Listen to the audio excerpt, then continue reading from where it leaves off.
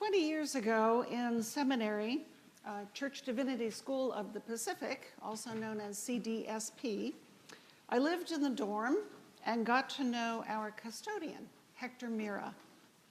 I was beginning to spend quite a bit of time in El Salvador, and so was interested to find that Hector is Salvadoran.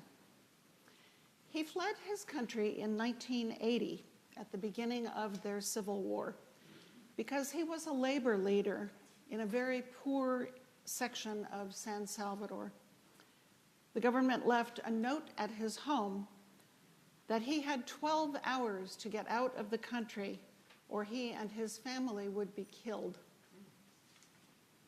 Hector was able to immigrate to the Bay Area and found a place to live and a good job at our seminary there in Berkeley. One thing that I learned about Hector is that although he worked full-time at CDSP, he also had an additional part-time job, a second job. And Hector saved all the money from that second job and went back to his poor neighborhood in San Salvador every Christmas. He gave the money to the ladies, the old ladies, the abuelas in his parish, and they then put together food baskets for the families and bought toys for the children. Because there was not enough for everyone in this large parish, Hector asked the priest to give out little paper tickets to the poorest of the families and children so that they could receive these gifts. These families struggled on the edge of survival at all times. Most of the children who received these gifts had never gotten a Christmas present in their life. I spent Christmas of 2005 in El Salvador, and Hector asked me and my family to give out the gifts. There were 3 lines, one each for adults and boys and girls. Each adult received a food basket for their family, and each child received a toy, a truck for the boys and a doll for the girls. Hector had no need to be at the head of a line giving out gifts like the benefactor that he was. Instead, he asked me and my daughters to do that while he tended to chores behind the scenes. I watched for a while as my oldest daughter gave out the food baskets. The people waiting patiently in line were praying out loud, some with their arms raised to heaven, many with tears tracing down their cheeks. Amy blessed each person as she gave them the food that would sustain their families. Then I was giving out the trucks to the little boys in line, and one little boy asked me if he could have a doll instead. So I asked if he would prefer to have a doll to play with instead of a truck. And he said, no, but my little sister has never had a present, and I want to give her a doll.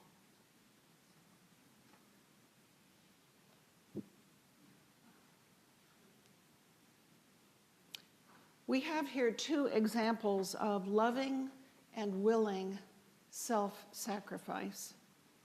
These are examples of the best of what it means to choose to serve rather than be served.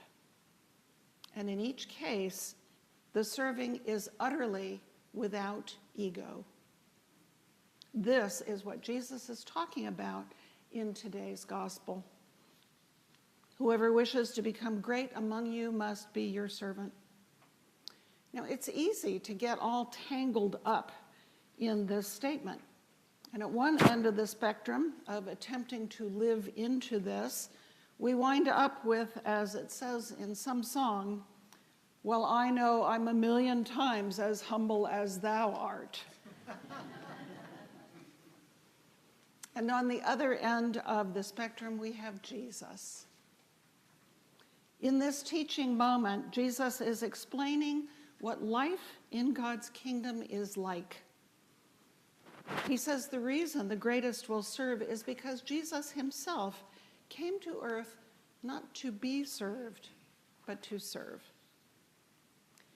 The only path to success in God's kingdom is through letting go of our most cherished forms of entitlement and privilege. That entitlement and privilege includes serving and giving out of our own need to feel special or like we're good people. If we want to be closer to Jesus, we need not to climb to greatness at the expense of or even without regard to others. We need to serve others. But we've also gotten all tangled up in what service is. And we've learned that sometimes what we think of as service is actually toxic charity that makes people dependent and robs them of their agency and their dignity. In mission work, we've learned that service is actually accompaniment, solidarity, walking beside the other, respecting who they are and the difference of their culture and context from ours. We learn about their faith and share our faith so that both are enriched. We don't assume that we are bringing Jesus to people, but we look for what Jesus is already doing in that place, and we join with it. That is called cultural humility. And you here at St. Dunstan's have such a great opportunity for practicing this with your ministry in Haiti. So being a servant is also about being humble. But that's another concept that we've gotten all tangled up in. Being humble is not being a doormat. My definition of humility is an honest awareness of who I actually am in relation to God, to all other human beings, and to creation. An honest awareness of this places us gratefully dependent on God, absolutely equal with every other human being, and tasked with the care of creation. And that changes our entire relationship with everyone and everything. In my understanding, service is about putting aside my preferences, or even my good, for the genuine good of another. That is willing self-sacrifice, like the little boy in El Salvador, and like my friend Hector. Parents do this all the time. When our child wakes up in the night with a fever and throwing up, we don't say, I won't go take care of her because I need my sleep. I have to get up in the morning. No, we go to them and we care for them, laying aside for the moment our need for sleep. We judge their need to be greater than ours. That's willing self-sacrifice for love. I want to be clear that humility, service, and willing sacrifice is not being a doormat, is not being codependent, is not participating in an unhealthy system or relationship in a way that perpetuates that dis-ease rather than building up all parties. Loving and willing self-sacrifice can only be given out of a position of knowing that we are beloved and wanting to share that. It's the grounding in love and respect for the other that keeps service healthy. And growing in service gradually shaves off our layers of privilege, such as a drive for upward mobility and possessiveness, a tendency to guard, hoard, and multiply our own. Growing in service is how we grow the kingdom of God and how we grow in it.